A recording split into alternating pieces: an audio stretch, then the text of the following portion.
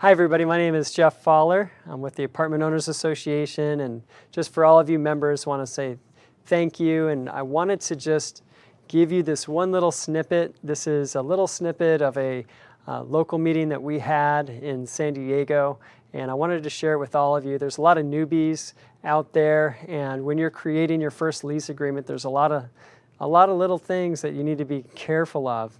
And just one of those things is making sure you're very descriptive about what area, what part of your property that you're actually leasing out.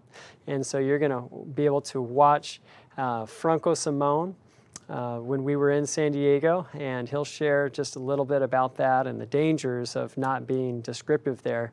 And just want to mention that we're going to have a meeting in Oakland on the 23rd, and we hope you can make that one. And in the future, the in-person seminars, those will not be broadcast over the live stream. They're only in person. So if you see a local event, you definitely want to join. So I'm looking forward to being in Oakland. And then next month there'll be another one in Oakland and one in Santa Clara. And we'll continue to have live in-person events. And also we will be having the trade show at the Long Beach Convention Center coming up all the way in October.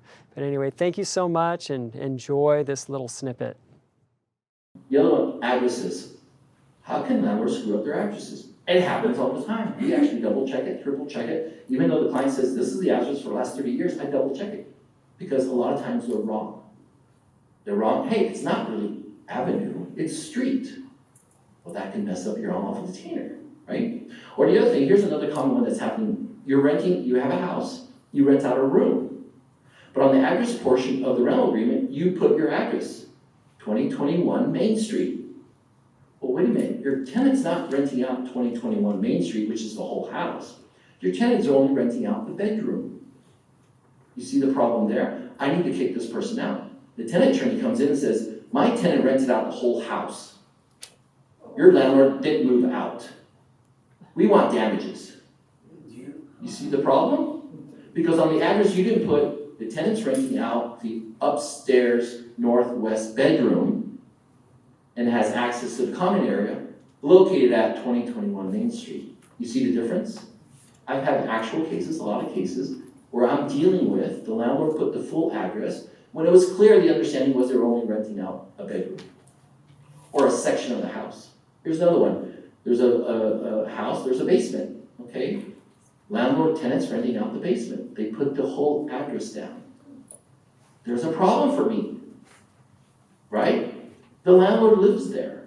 I had a case where the landlord, there's multiple structures on the house, and the landlord actually had his employment in a different structure on the house. But she put down the address as just the whole address. She didn't put just the house, excluding this room, that room, blah, blah, blah, right? I get a nasty letter from the tenant's attorney. My client rented out the whole property.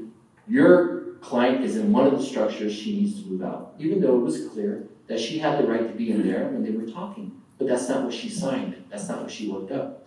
Now you're gonna say, how can that be? Well, who drafted the rental agreement? The landlord did. Typically in the law it says, whoever drafted the rental agreement or made the mistake, that's their fault, and we're gonna hold them responsible. Does that make sense? So I have very little arguments to fight against this, right? That they didn't rent out the whole agreement. And most rental agreements will say, look, this is the entire agreement. All other oral representations that were made don't matter. This is the agreement that's in writing. So even if I argue it was a mistake, they knew X, Y, and Z, the attorney can point to the rental agreement that was drafted and provided to the tenant by the landlord that says, this is the only agreement between the parties. All other stuff that was said orally doesn't matter. See the problem? So be careful about the address.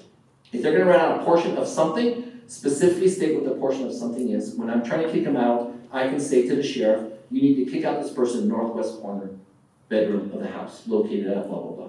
Okay?